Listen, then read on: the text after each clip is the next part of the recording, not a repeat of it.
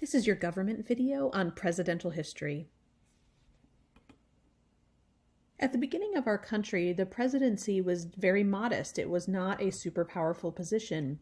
Remember, when they wrote the Constitution, they really imagined that the legislative branch was going to do most of the heavy lifting. They had the most people, and they controlled the power of the purse, and therefore could control the taxing and spending. Presidents were really seen as people that should wield the power of the sword, which means in a time of crisis or in a time of war, they were to command the military. We also know that at the beginning, George Washington was selected to be the first president of the United States, and Washington was very set on a limit of 2 terms. He actually wanted it to be put into the Constitution, but it didn't make it in there. So he wrote a series of essays warning the United States and future presidents to only serve 2 terms. And for the most part, people agreed with that all the way up until FDR.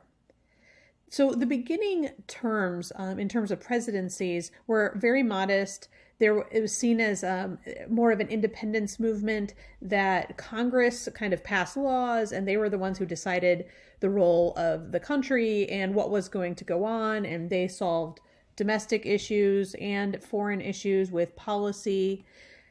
Everybody but Adams served 2 terms and then went on to something different. And it was also during this time that parties started to develop. So we get the emergence or the beginning of, and then the solidification of the 2-party system. So that's going to change how the president and Congress work together. The president also has a number of powers where they can appoint people to cabinet positions. The president really took the most experienced people and appointed them to the cabinet. At that time, there were really only a small amount, 3, 4, 5 cabinet positions. So these are people that the president also saw as his closest advisors and people that would advise him and give him help in certain areas of the government. But it was not a way to appoint friends or donors to your party or anything like that. The presidency was actually really small, and presidents often let Congress take the lead, and then they just kind of signed things into law. And they really did not push back on Congress as much as they could have based upon what was in the Constitution. Then, of course, we get to Andrew Jackson. And Andrew Jackson completely changed the presidency. He was the very first president who was more of a common man. He wasn't as educated, and he fostered in the spoils system, which basically means that for appointments in the federal government, he got to pick whoever he wanted. And he, of course, picked friends from the neighborhood, people he grew up with, people who had no experience in politics or in Washington, D.C. He was the very first outsider who became the president, and he also wanted outsiders to be his advisory council in the cabinet positions and other federal positions.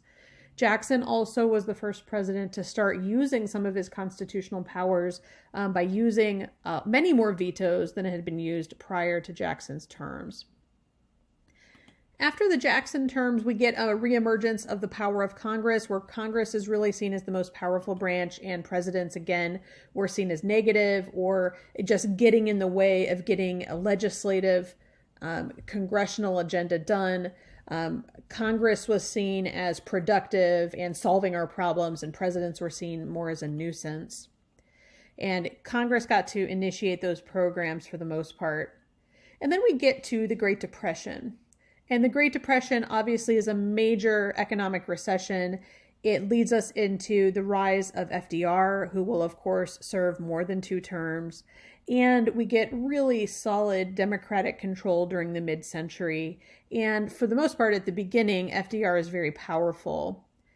We also, during this time, have a series of wars. Wars always amplify the president's power, because the president is in charge of foreign affairs and commanding the military. So between World War I, World War II, the Cold War, plus all of the smaller wars, and of course military actions and war on terrorism, a whole bunch of wartime presidents are created. It was really George W. Bush Jr., who was the 43rd president, that started using presidential signing statements in a new way. A signing statement is a small well, sometimes small, a statement that a president makes when they sign a bill into law. Typically, it was a couple of sentences kind of directing the bureaucracy on when and how to initiate the enforcement of the law. But George Bush Jr. decided to make these presidential signing statements much longer, and he started using them almost as a line item veto or as a way to prioritize what he thought his executive branch and his bureaucrats should and how they should enforce certain laws. This increases the president's power because that means that the president is now enforcing a law in a way that could be different than what Congress intended when they wrote the law. Now, this started under Bush Jr., but of course, Obama and Trump have also continued to enhance and increase presidential power, and that includes using longer presidential signing statements.